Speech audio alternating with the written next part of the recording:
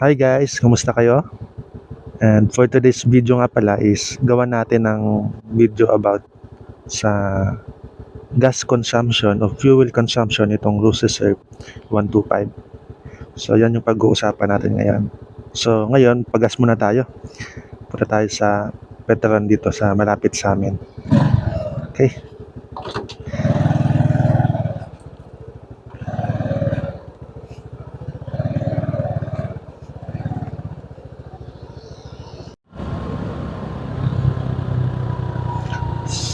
So ang method pala ng pagkuha natin sa gas consumption itong Rose Reserve 125 is magpapa-full tank tayo, then gagamitin natin siya hanggang sa halos ma-empty, then magpapa-full tank ulit tayo. Then yung total kilometers na matakbo natin, i-divide lang natin yung kung ilang litro yung nagamit nga, nagastos na. So ganun na lang yung gagawin natin paraan ng pagkuha ng kanyang gas consumption.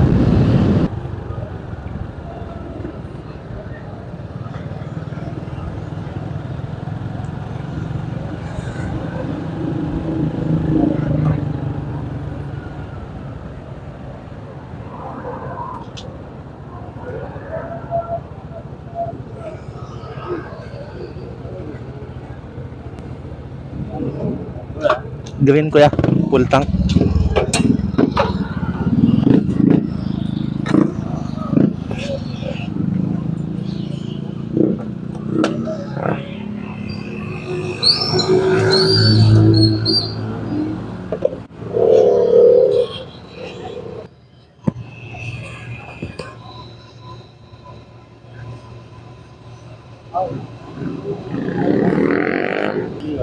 Patindog na ta.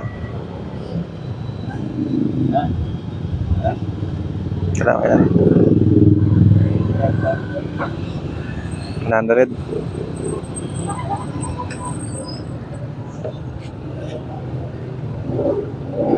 Sakto 100.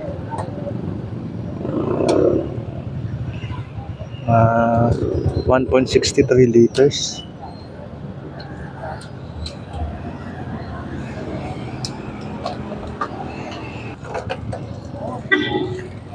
And ang mileage natin ngayon is 1172.6.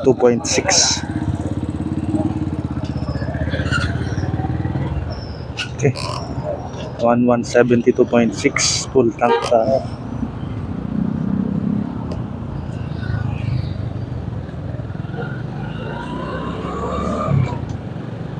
Ngayon, puntahan muna natin yung kaibigan natin sa Tapon. Meron tayong kukunin sa kanya. Bilis ng panahon nun, nasa 1,100 plus. Almost 1.2 na pala yung odometer nito ni Sabon. Parang kailan lang natin nilabas eh. Bilis ng panahon. Siya nga pala guys, may napansin din akong problema sa kanya itong mga nakaraan. Actually, magmula nung kinuha ko din tong unit na to, isa sa mga minor issues ko din pala na idadagdag ko dito kay Sabon is yung kanyang yung mga tornilyo doon sa may exhaust, sa may tambutso, lumuluwag. Pag lumuwag siya, nangyayari tuloy katagalan, umiingay yung takbo umiingay yung motor dahil sa lumuwag yung tornilyo doon sa may tambutso. So maya hinihigpitan ko. At sobrang higpit na, lumuluwag pa rin siya. Ewan ko kung anong problema. Sa kaparting ko, parang tabingi yung pagkakabit. Kaya kahit anong luwag ko higpit ko sa kanya, katagalan, lumuluwag din. So yun lang naman. Every week siguro, once a week, naghihigpit ako ng tornilyo ng O kaya pag napapansin ko na umiiba na naman yung tunog, nanihigpitan ko ulit. Tayo. Full tank muna tayo.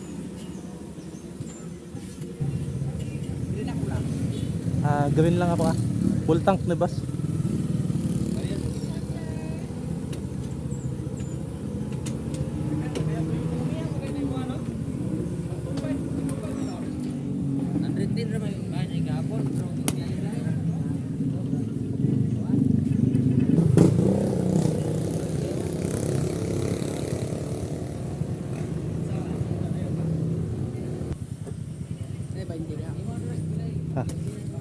Kini ah.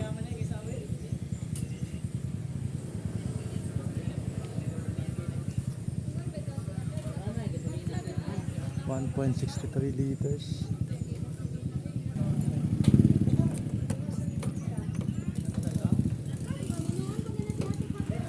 1 to 40.9.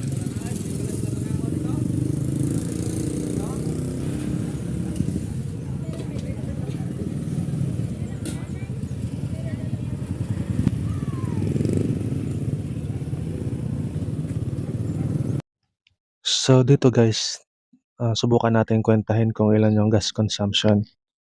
Yung ating starting mileage is 1172.6 kilometers. And then yung current mileage natin dito is 1240.9 kilometers. So meron tayong total na tinakbo na 68.3 kilometers. And kung i-divide natin yung gas natin na pina-refill na 1.63 liters, makakakuha tayo ng average gas consumption na 41.9 kilometers per liter. So take note guys no, na dito sa biyahe namin na ito is mas madami ditong pahon dito sa pinuntahan namin na lugar. So talagang mas malakas talaga yung gas consumption dahil mas pwersado yung makina kababad sa primera, kaya mas mataas talaga yung konsumo sa gas ng biyahe namin. So abangan niyo yung next na video kasi papakita natin yung nabiyahe natin sa lugar na yan.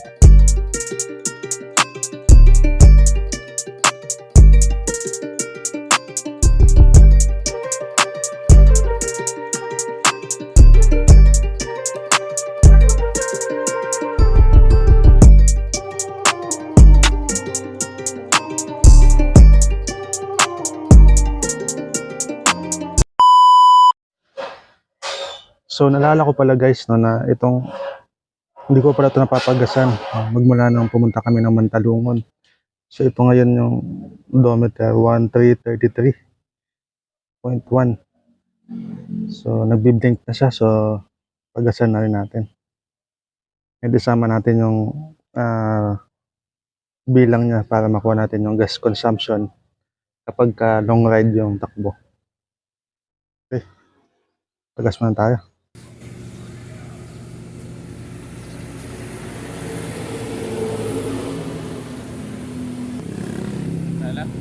Okay na. Okay na. So naka-full tank na tayo guys. 2.05 liters ang karga natin. Okay, so i-divide natin mamaya sa total natin takbo. So kung kukwentahin ulit natin guys no, yung ating gas consumption. So yung ating mileage dun sa Mantalungon is 1 to 40.9. Tapos kanina is 1,331.1 nung nagpagas tayo. So ang tinakbo natin nun is 92.2 kilometers. And yung kanina yung pina-refill natin, magpa-full tank ulit tayo. And ang nailagay is 2.05 liters. So kung i-divide natin yun, ang kukuha natin gas consumption is 44.97. So para sa akin hindi na masama no? Mas matipid kapag ka long ride, hindi masyadong paahon, sa patag lang. So pwede pa yung umabot ng up to 50 kilometers per liter yung gas consumption kapag ka sa patag lang, at saka pag-alalay lang yung piga mo sa gasolina. Okay, so hanggang dito na lang muna tayo guys. Kung nagustuhan nyo yung video natin, huwag nyo kalimutang mag-like and subscribe. Kung may tanong kayo, may comment kayo, comment nyo lang dyan sa baba, sa comment section. So yun lang, maraming salamat sa inyo.